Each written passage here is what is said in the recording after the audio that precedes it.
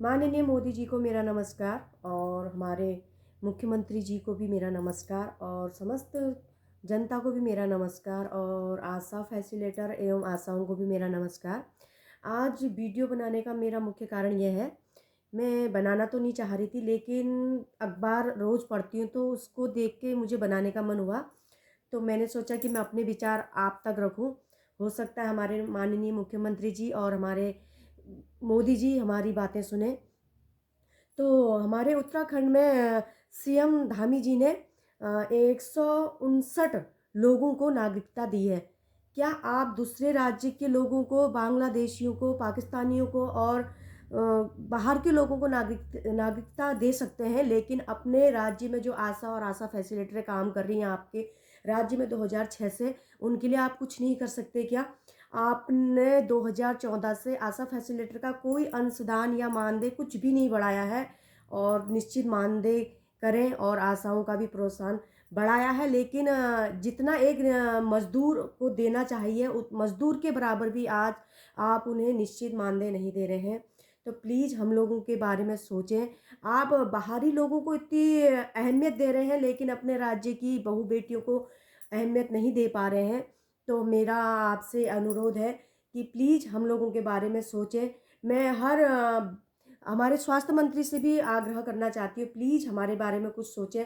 हम जब कहते हैं कि हमारे आमा बुबू लोग कहते थे कि अगर घर की नारी रोड में नाचने लग जाती है तो देश का विनाश, उस परिवार का विनाश होता है। यदि अब हम लोग हर रोज़ हड़ताल पे जाएँगे तो निश्चित ही देश का विनाश होगा। अगर इतनी आशाएँ निश्चित कालीन हड़ताल पे चले जाएँगी तो स्वास्थ्य सुविधाएँ डगमगा जाएँगी। और क्योंकि फील्ड सबसे निम्न वर्ग तक आशा और आशा फैसिलिटेटरी फील्ड पे भ्रमण करती हैं। किसको क्या है, क्या कहाँ पे क्या परेशानी है वो जानती है, क्योंकि वो उसी गांव से, उसी गांव की बेटी बहू होती है। तो प्लीज़ आप बाहरी लोगों को नागरिकता दें, हम ये नहीं कह रहे ना दें। आप हम लोगों के बारे में भी सोचें। तो प्लीज़ आप 2014 से जो आए हैं हमारे देश में, हमारे राज्य में, उनको नागरिकता दे रहे हैं। क्या हम लोगों के लिए आपके ऊपर कोई दायित्व नहीं है?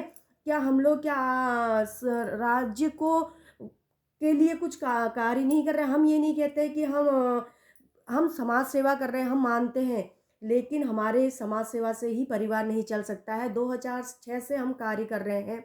2006 से मैं आशा में थी, 2022 से मैं आशा फैसिलिटेटर बनी हूँ।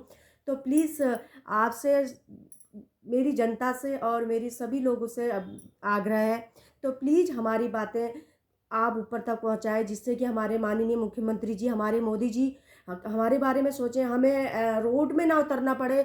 हम हर साल, हर 6 महीने, हर 2 महीने में हड़ताल करते हैं, इसका थोड़ा बहुत भी असर नहीं हो पाता है।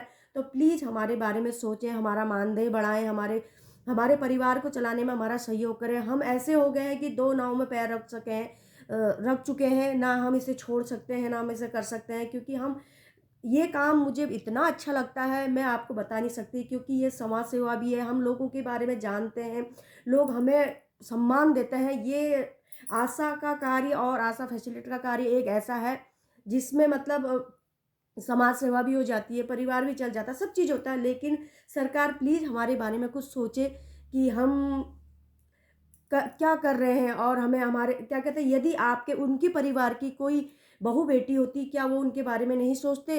तो प्लीज़ हमारे बारे में सोचें। कुछ 2014 से हमारा कुछ भी मानदेय नहीं बढ़ाया गया है आशा फैसिलिटेटर का। प्लीज़ हमारे बारे में कुछ सोचें। आपका बहुत ही बड़ी कृपा होगी। यदि हम रोडों पे उतरेंगे, इससे कार्य का भी नुकसान होगा, हमारे फील्ड का भी नुकसान होगा, सबसे ज़्यादा हमारी जनता का नुकसान होगा। हम ये नहीं चाहते कि हमारी जनता का नुकसान हो। यदि आप हमें बिना माँगे कुछ देंगे तो हम आपका ऋण, मतलब बहुत ही दिलों से आपका शुक्रिया करेंगे। यदि हमने आपसे माँग-माँग के लिया तो वो ऐसा हो गया कि हमने आपसे आपसे भीख माँगी है। तो यदि आप हमें खुद देंगे तो हमें बहुत अच्छा लगेगा। तो हमारे बारे में प्लीज़ कुछ सोचें, हमारे मुख्यमंत्री जी और हमारे स्वास्थ्य मंत्री जी। धन्यवाद।